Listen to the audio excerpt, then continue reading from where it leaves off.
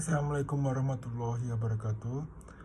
Di sini saya akan mempresentasikan tentang PT Chandra Asri Petrochemical yang disusun oleh saya sendiri. Nama saya Fetranto Pradana, NIM 2020-11-433. Saya dari kelas 3C. Latar belakang: Persero merupakan produsen petrokimia terintegrasi terbesar di Indonesia dan mengoperasikan satu-satunya pabrik naphtha cracker, strain monomer, dan butidate di Indonesia. Persero juga merupakan penghasil polipolen terbesar dan produsen polipolen utama di Indonesia. Produk Persero merupakan bahan baku dari bahan produk pelanggan dan industri, termasuk kemasan, wadah, bahan konstruksi, dan suku cadang otomotif. Produk perseroan yang merupakan polypolylene impact compomer resin juga digunakan sebagai bahan baku untuk pembuatan komponen mobil dan sepeda motor. Perseroan merupakan satu-satunya produsen polypolylene impact copolymer resin di Indonesia dan perusahaan pertama yang menyuplai resin berorientasi kendaraan ke industri pembuatan komponen otomatis domestik sesuai dengan standar internasional. Persero menjual produk kepada pelanggan di pasar domestik dan luar negeri. Lingkungan internal. Aspek pemasaran dan pelanggan Persero memiliki 116 anggota staf sebagai bagian dari Departemen Penjualan dan Pemasaran, dan Persero memiliki divisi terpisah untuk menunjukkan penjualan monomer, styler, monomer, dan polymers. Divisi penjualan monomer dan styrene monomer terdiri dari 20 anggota staf dan bertanggung jawab atas pemasaran dan penjualan ethylene, pygas, McKenzie-IV, butadiene, dan styrene monomer. Bahan baku naphtha 6 naphtha merupakan bahan baku utama dalam perseroan ini. Untuk mencapai kapasitas produksi penuh, naphtha cracker akan mengkonsumsi sekitar 2.450 kTA naphtha. Benzene untuk periode yang berakhir pada tanggal 30 September 2019, Persero mengkonsumsi 197 kata benzene, di mana Persero memiliki intensitas anak SMI membeli sekitar 95,71 kata dari grup SCH Chemicals. Aspek SDM, pada tanggal 30 September 2019, Persero ini memiliki karyawan sebanyak 2.256 orang. Lingkungan internal. Aspek keuangan. Keuangan di perusahaan ini sangat bagus dan efektif, dengan tersusun rapi sehingga dapat memudahkan untuk investor masuk dalam perusahaan ini. Investor sangat berpengaruh sekali dalam pengusaha. Sebab itu, laporan rapi ini sebagai kunci menarik para investor untuk bergabung. Laporannya yang terdiri dari laporan posisi keuangan intern, konsolidasian, laporan laba rugi dan penghasilan komprehensif lainnya, interim consolidation, laporan perubahan ekuitas, interim consolidation, laporan arus kas, interim consolidation. Aspek riset dan pengembangan untuk menjaga posisi perseroan di pasar dan menciptakan nilai tambah baru kepada jajaran produk dan jasa, sehingga dapat memegang porsi pasar yang besar. Perseroan selalu mengimplementasikan salah satu strateginya, yaitu pengembangan produk. Ini adalah strategi penting agar dapat maju bersama pasar dan agar dapat merespon kebutuhan pelanggan. Lingkungan mikro. Penjualan untuk periode yang berakhir pada 30 September 2019 sebesar 73,5% dari total pendapatan bersih. Perseroan berasal dari penjualan dalam negeri dan sisanya berasal dari ekspor. Untuk tahun-tahun yang berakhir pada tanggal 31 Desember 2018, yaitu 72,38% dan 68,90% dari total pendapatan bersih perseroan berasal dari penjualan dalam negeri dan sisanya berasal dari penjualan ekspor. Pemasaran dan pelanggan, Perseroan memiliki 116 staf yang sebagian dari Departemen Penjualan dan Pemasaran, dan Perseroan memiliki divisi terpisah yang menunjukkan penjualan monomer, styrene monomer, dan polymers. Divisi penjualan monomer dan stearit monomer terdiri dari 20 anggota staf yang bertanggung jawab atas pemasaran dan penjualan ethylene, Paygas, Max, C4, butadiene, dan strain monomer. Divisi penjualan polimer terdiri dari 96 anggota staf yang bertanggung jawab dan pemasaran penjualan dan logistik polien dan polipropilin.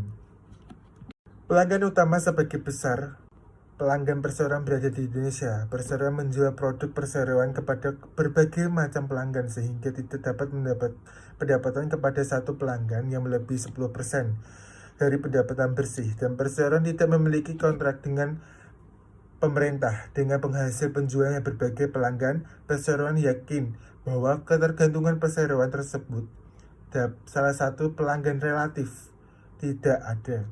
Pesaing perseroan adalah produsen petrokimia terbesar di Indonesia, mengoperasikan satu-satunya naphtha cracker dan satu-satunya produsen petrokimia yang berintegrasi dari hulu ke hulu Indonesia.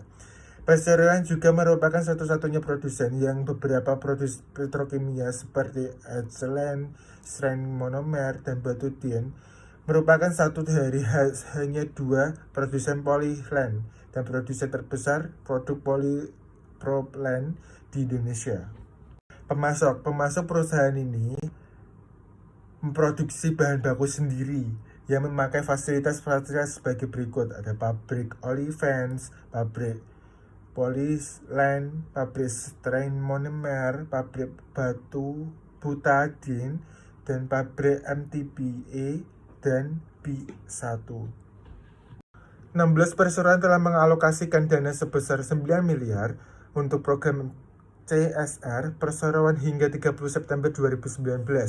Berawal dari bulan Januari 2019, perseroan telah menyelenggarakan berbagai kegiatan dan program CSR khususnya bagi masyarakat di kawasan Cilegon, Provinsi Banten.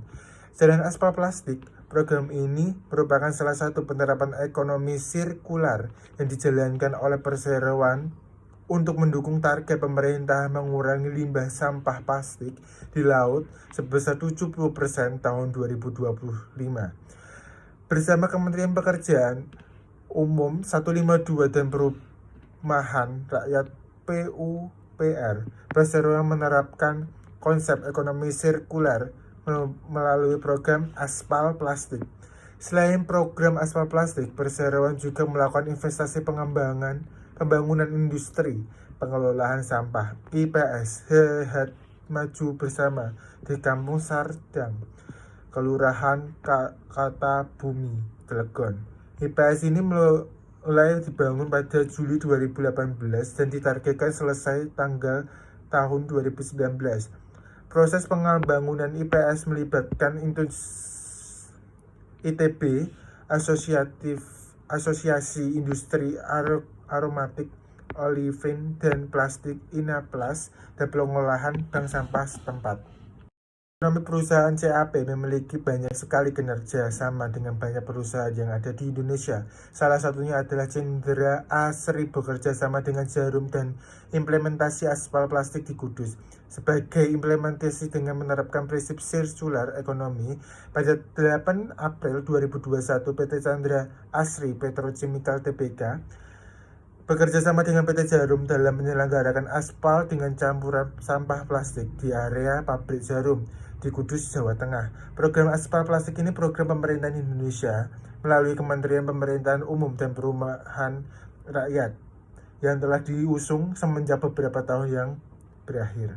Barito Pacific adalah suatu grup Indonesia yang berbasis pada diverifikasi sumber daya yang didirikan pada tahun 1979 dan berkantor di pusat di Jakarta Barat, serta terdaftar di Bursa Efek Indonesia. Barito Pacific adalah pemegang saham terbesar perseroan dengan kepemilikan saham secara langsung sebesar 41,88%.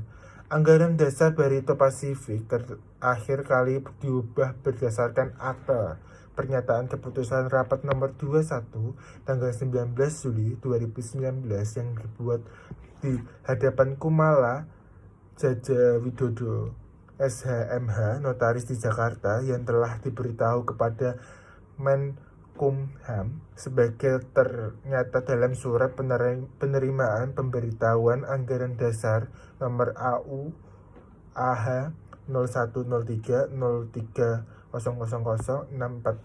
tanggal 19 Juli 2019 dan telah didaftarkan dalam daftar perseroan AHU 011527 AH 0111 tahun 2019 tanggal 19 Juli 2019 berdasarkan akta nomor 21 tahun 2019 pemegang saham Barito Pacific menyatu pemecah nilai nominal saham perseroan stock split yang sebelumnya sebesar 500 per lembar saham menjadi 100 per lembar saham atau rasionya 1:5. Lingkungan makro, sosial budaya membangun budaya tanggung jawab sosial di seluruh tingkat organisasi dan mengadopsi serta menerapkan standar, prinsip, dan praktek terbaik dan relevan dalam bisnis perseroan, serta berkontribusi pada tujuan pembangunan berkelanjutan TPB. Demografi, di dalam perusahaan ini, kedudukan manusia yang menyangkut pada ukuran, umur, lokasi, jenis kelamin, dan lain-lain. Demografi sangatlah penting untuk kehidupan perusahaan dan pasar. Teknologi perusahaan ini sudah memiliki banyak sekali teknologi yang sangat canggih yang ada di Indonesia dan menjadi salah satu perusahaan di mana teknologinya tidak ada yang menyamainya, baik di luar negeri maupun di dalam negeri. Alam Chandra Asri Petrochemical memperhatikan lingkungan di sekitarnya. Perusahaan ini juga mendaur ulang limbahnya agar dapat digunakan lagi sehingga menjadi ramah lingkungan. Analisis SWOT, Internal Environment, Positive Strength. Perusahaan ini memiliki kesejahteraan pegawai seperti living allowance yang baik dan gaji yang baik, yang membuat perusahaan menjadi lebih maju dari perusahaan lainnya. Perusahaan ini sangat menghargai SDM-nya, yang dimana perusahaan ini menyejahterakan para SDM-nya. Itu adalah kunci kesuksesan sebuah perusahaan. Negative weakness, kelemahan karir kurang ada kejelasan sehingga banyak karyawan yang berprestasi tidak mau bertahan. Jenjang karir kurang pasti, masih banyak yang karirnya masih menjadi senior yang mengabdi lebih dari 20 tahun. External Environment, Positive Opportunity, peluang banyak kegiatan sosial. PT CAP mendapatkan simpati banyak masyarakat karena dalam perusahaan ini bukan hanya memikirkan bagaimana mendapatkan keuntungan, melainkan perusahaan ini juga memikirkan lingkungan yang berada di sekitarnya. Banyak investor yang memiliki kegiatan itu menjadi tertarik untuk bergabung pada perusahaan ini. Negative threat, ancaman banyak perusahaan yang ingin menyandingi perusahaan ini. Apabila perusahaan ini tidak bisa lebih maju, akan banyak perusahaan yang sama menyaingi perusahaan ini. Analisis segmentasi demografi. Segmentasi adalah sebuah yang membagi pasar menjadi berbagai kelompok berdasarkan variabel seperti usia, jenis, kelamin, siklus hidup, keluarga, bagi pendapatan, pekerjaan, pendidikan, agama, ras, dan kebangsaan. Faktor-faktor demografi sering dipakai sebagai dasar untuk mengimplementasi kelompok konsumen. Salah satu alasan adalah kebutuhan, keinginan, dan tingkat penggunaan konsumen berhubungan erat dengan variabel demografis. Alasan yang lainnya adalah bahwa variabel demografis lebih mudah diukur jika dibandingkan dengan jenis variabel lainnya. Segmentasi geografi. Segmentasi geografi adalah segmentasi yang membagi pasar menjadi unit geografi yang berbeda-beda seperti negara, daerah otonom, kota, iklim, dan atau kawasan permukiman. Segmentasi psikologis. Segmentasi ini membagi konsumen menjadi kelompok yang berbeda-beda berdasarkan karakteristik, gaya hidup, dan kepribadian konsumen. Analisis target marketing single segment. Kelebihan perusahaan ini memiliki peluang yang sangat besar di mana dia adalah salah satu produk digunakan dalam kehidupan sehari-hari. Kekurangan mempunyai tantangan yang sangat besar. Market specialization. kelebihan. Perusahaan ini akan menjadi lebih maju dengan reputasi yang sangat tinggi. Kekurangan perusahaan akan mengalami kerugian yang sangat besar. Analisis target marketing, product specialization, kelebihan sangat proses distribusi produk yang tepat sasaran ini menyebabkan tingkat penjualan pun akan meningkat, baik dari segi permintaan dari konsumen, tingkat keinginan supplier, dan lain sebagainya, sehingga bisa dikatakan bahwa apabila kita bisa menembus segmen pasar yang baik, produk yang kita tawarkan pasti bisa memimpin pasar secara tidak langsung, tentunya dengan efek keuntungan yang kita dapat sebagai seorang produsen akan terus meningkat. Kekurangan untuk bisa melakukan pendistribusian dan produksi produk yang tepat sasaran. Sesuatu perusahaan memerlukan waktu yang relatif lama. Waktu yang dimaksudkan ini adalah bukan waktu yang diperuntukkan untuk melakukan produksi, melainkan waktu yang diperuntukkan untuk guna melakukan riset dan penelitian yang berkaitan dengan segmentasi pasar yang diperlukan. Analisis target marketing, selective specialization, kelebihan. Peningkatan dari jumlah penjualan ini salah satu bentuk keberhasilan dari penerapan pemasaran target, karena secara tidak langsung apabila pihak perusahaan telah melakukan segmentasi terhadap setiap pasar yang akan kita tuju, pihak perusahaan setidaknya telah memiliki gambaran secara detail mengenai seluruh konsumen, tingkat konsumsinya terhadap suatu barang dan lainnya. Hal ini semakin meningkatkan kemungkinan bahwa produk yang ditawarkan bisa diterima dengan baik oleh konsumen, tentunya dengan berbagai pertimbangan selera dan kebutuhan yang sama.